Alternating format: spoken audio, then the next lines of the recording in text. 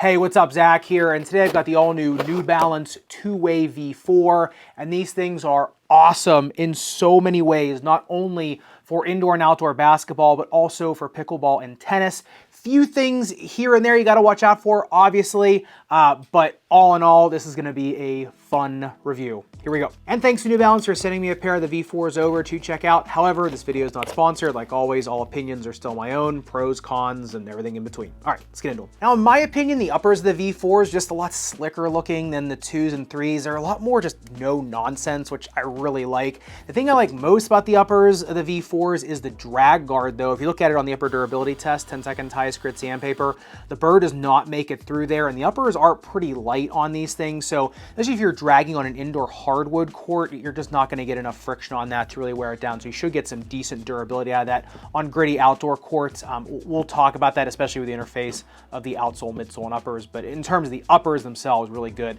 Now, as you go further into the uppers, you get a really interesting combination like textile and TPU weaving going through the medial side of the shoe. It's a combination of this real chunky weave as well as some really thin strands of TPU that are going through there, almost in a haphazard fashion, but really nice multi-directional containment on this. And as you go down the lateral side, you get this synthetic leather piece that wraps around the heel counter. Where that synthetic leather piece meets the lace line, you'll notice these are like some quasi-integrated shoelace eyelets. The nice thing is it lays the shoelaces down across your dorsal midfoot, a little bit more horizontal. So combined with that tongue, which has 2 layers of padding, as well as a really nice honeycomb or waffled TPU weave in there, you get a really comfortable lockdown on these, but because the lace eyelets go pretty far back and are reinforced, you also get a tremendous lockdown on these, really no heel slippage whatsoever. So in terms of a shoe with a little bit lighter uppers, they do contain like the most maximalist uppers on the market right now. On the breathability test, these did heat up 112.8 degrees, cooled down another 48.1 degrees.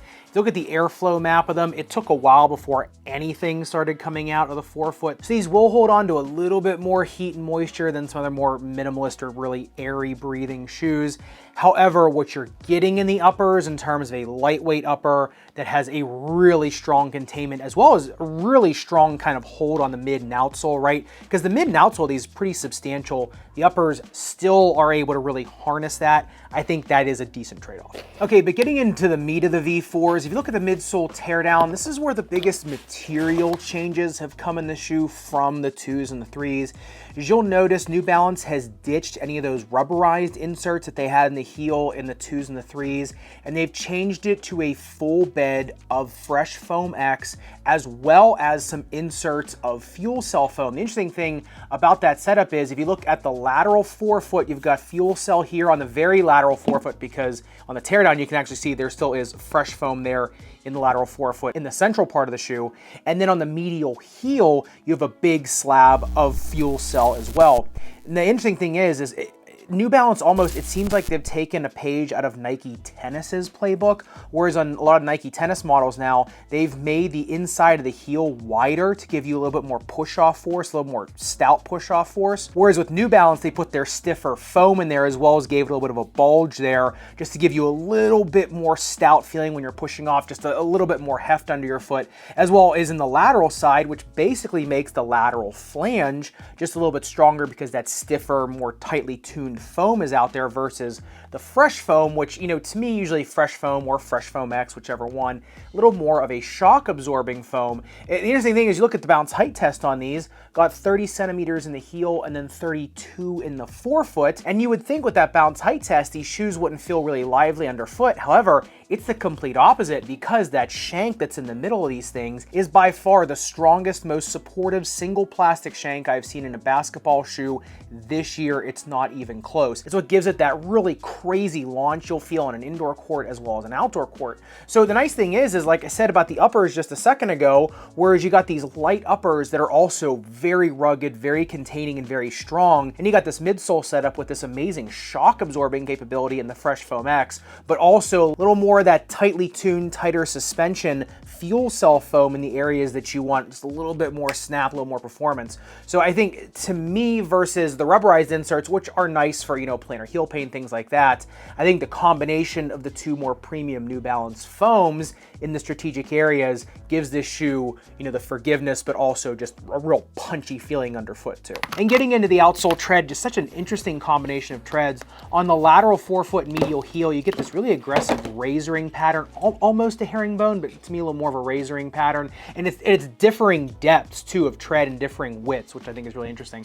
And then on the medial side, you get that really offset hexagonal pattern like they have that they stamp the fuel cell with, which I think is pretty cool. It also creates a pretty interesting suction cupping effect, especially when you're pushing off medial on your big toe joint. So you get a lot of really nice grip on this. I've actually seen some clay court tennis shoes use this, almost this pattern too, I've seen, which has been pretty interesting. So this will grip onto a lot of different surfaces, both for basketball, pickleball, as well as tennis. If you look at it on the outsole durability test though, 10 seconds highest grit sandpaper, I mean, almost a millimeter of damage on the white rubber as well as the black rubber. So I mean, not bad. The durometer is high enough that you can wear these outdoors pretty easily. The one thing I did notice is though, dragging and sliding, you do start to wear down that fresh foam on the medial side of the big toe and the big toe joint. So that is the one area I would say you have to watch out for in terms of durability on these, the interface of the rubber and the fresh foam there. So, you know, I think the durability on the bottom of the shoe is gonna be fine pretty much anything you do. However, if you are an extreme toe dragger or slider, I think that medial forefoot interface is where you're gonna have the most issues on really gritty outdoor courts. And similar to the bounce height test on the V4, if you look at the speed ratio, they only come in at a 2.12, which you would think would make these real clunkers. However, these are some of the speediest shoes I've put on my foot this year. Like I said, it all comes back to the shank. If you're looking for a shoe with foam that feels like it's super bouncy, like Pebex, these aren't gonna feel like that, but when you put them on foot and you see what that shank is doing in the diving board effect and the launch you're getting off of first step, you'll kind of see where these shoes are one of the exceptions to the rule of the speed ratio. And one of the best parts about most New Balance shoes is the fit of them, because like a lot of the New Balance shoes, the two-way comes in multiple widths. So a narrow and medium foot, just go with the standard size. If you're a 2E, go with a 2E. A 4E, I think, can either just go into a 2E size for a 1-to-1 fit or go up 1/2 size in a 2E for a more roomy fit. And in terms of the snake bitten foot, really no matter what you're bringing to the court, the V4s kind of have you covered. To me, Fresh Foam X is just as good, if not better, than the rubberized inserts on the 2s and the 3s, because it just is an entire bed of very forgiving foam versus just, you know, inserts of rubberized, more forgiving pieces in there. Plus that shank is just so sturdy, it's going to hold up either number one, an orthotic, or just, you know, hold up your foot in general. Because the foam is so forgiving, really any shock-induced injury is going to be great on these. The lateral flange is so nice and broad for an ankle sprainer. You know, really no matter what you're bringing to the table, these are probably going to have you covered. And in terms of the almighty performance of the Volume 4s, I think this is where these kind of separate themselves from, you know, a lot of other shoes right now. To me, if you want the maximalist forgiveness underfoot, the maximalist feeling with the minimalist snap and pop, there's really not much better out there, especially on indoor hardwood. I know you can take these on outdoor courts, and I think they're okay for outdoor courts, but it's on indoor hardwood that the grip of these, that the speed of these, the forgiveness just all come together, right? I think anybody from the shiftiest guard to the biggest center can find something they like in these. They have the resilience for just repeated rebounding. That's a lot of R words, but they also have the shiftiness for someone who is really trying to outwork somebody on the ground as well. I think in these you can find separation just as much as you can find air under your feet. So it's the versatility of these that I think do it for me, as well as the versatility in a package that also protects your foot so well. You know, to me as a foot doctor, that's one of the things I look for in a shoe is can you get performance, but can you also get protection underfoot?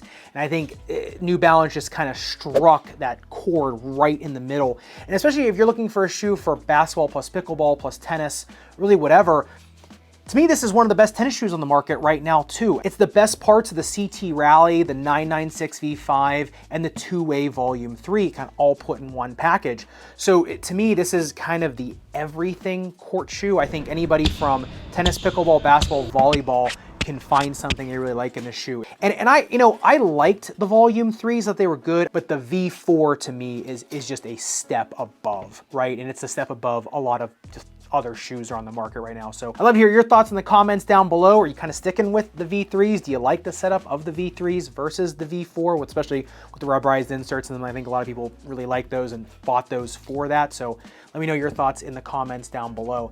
And if you want to see another super versatile shoe for basketball, tennis, pickleball, going to the knife, the Puma Stewie 2, make sure you click into this video up above and subscribe down below. Respect your rubber and foam. I'll see you somewhere in the sneakerverse.